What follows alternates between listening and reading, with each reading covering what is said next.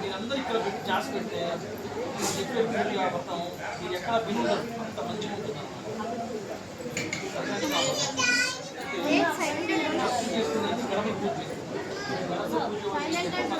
ఆటంకాలన్నీ తొలగిపోయి మంచిగా సాగడానికి పర్మిషన్ ఇచ్చాడు గణపతి. పూజ అంటే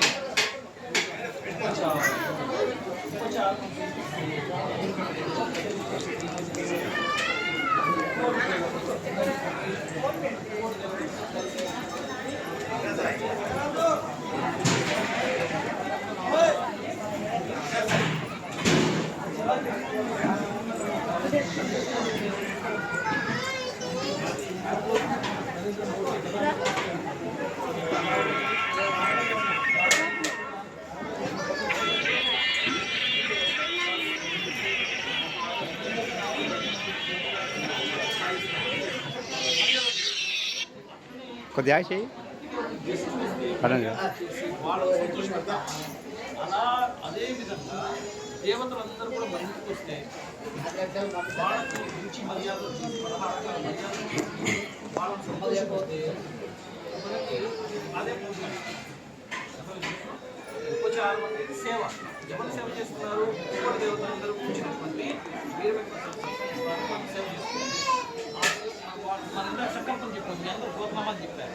సంకల్పం అంటే మీ పేరు మీ గోత్రం చెప్పి మీ కోరిక చిత్త క్షేమ స్థైర్య స్వార్థ చెప్పుడు పోయాక క్షేమ స్థైర్య ధైర్యం వీర్య విజయ అభయ అంటే ఇవన్నీ మీ కోరికలన్నీ కోరిక అప్లికేషన్ అనేది దేవుడి ముందు పెట్టారు.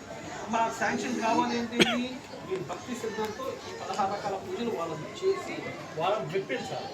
అర్థమైందా? వాళ్ళని గుర్తిస్తే ఆ 16 రకాల పూజలు చేయడం వల్ల వాళ్ళు సంతోషించి మీ అప్లికేషన్ మీద వాళ్ళు సంతకం పెడతారు. దేవత అర్థమైందా? అసలు అర్థం అదనమాట. సంకల్పం అంటే ఏమిటి, ఎప్పుడు, ఎక్కడ, ఏం చేస్తున్నాం, దేని కొరత చేస్తున్నాం. మీకు సంతానం కోసం, వాళ్ళందరికీ ఆరోగ్యం కోసం, వ్యాపారం కోసం, ధనం కోసం, వాళ్ళ ఈతి బాధ పోవడం కోసం ఇవన్నీ అప్లికేషన్ అంటే అర్థమైందా? 16 రకాల పూజలు. జగత్ సర్వం దైవాది. జగత్ మొత్తం అంటే దైవం యొక్క ఆధీనంలో ఉంటుంది. కాబట్టి దైవం మంత్రాధీనం. ఆ దైవం ఎవరి ఆధీనంలో ఉంటుందట? మంత్రం ఆధీనంలో ఉంటుందట. తత్మంత్రం బ్రాహ్మణాధీనం. ఆ మంత్రం అంటే బ్రాహ్మణ చెప్పిన మంత్రంలో విశేషం ఉంటుంది.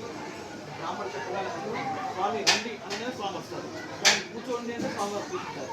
అంటే మంత్రం బ్రాహ్మణుడు చెప్పగానే వాళ్ళు దేవతలు తాగండి తినండి అంటే తింటారు, కూర్చోండి అంటే కూర్చుంటారు, తాగండి అంటే తాగుతారు, కాళ్ళు కడుక్కోండి అంటే కళ్ళు కడుక్కుంటారు. అంటే మనం అయ్యగారు ఏం చెప్తే మంత్రంతో ఆ మంత్రం ప్రకారంగా వాళ్ళు నడుచుకుంటారు దేవతలు. అందుకంటారు గో బ్రాహ్మణ ఒక రాజ్యంలో దేశంలో గోవు బ్రాహ్మణుడు సంతోషంగా సురక్షింటే ఆ రాజ్యము దేశం సురక్షితం చేస్తుంది. అర్థమైందా? లేకపోతే లలితాదేవి అందులో ఒక మాట ఉంటుంది. ఏ మాట?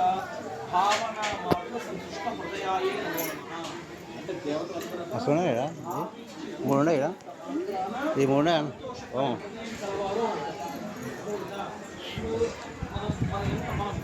సామాన్యం కాదు, మనం ఎంత గొప్పగా ఊహించాము అనేది వీళ్ళంతా మనకు కనబడుతుంది. కానీ కనబడుతుంది పెద్దవాళ్ళు చిన్నపిల్లలకు మీకు కనిపిస్తారు.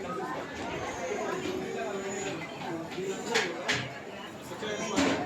తీసిన దేవతలందరూ వచ్చినట్టుగా వాళ్ళందరికీ మీరు 16 రకాల సేవ చేసినట్టు మీరు ఊహించుకోవాలి. ఫస్ట్ ఏంటి? జ్ఞానం. మీకు ఎక్కడ మాకు గుర్తుంచుకుంటే మీరు ఇళ్ళల్లో పూజ చేసుకుంటే మీకు ఏదో ఉంటుంది. పూజ చేసే విధానం చెప్పండి. జ్ఞానం అంటే తెలుసుకోవాలి. ఒక దేవుడు ఒక దేవత యొక్క రూపాన్ని ఒక శ్లోకంలో చెప్పబడ్డాన్ని జ్ఞానం అంటారు.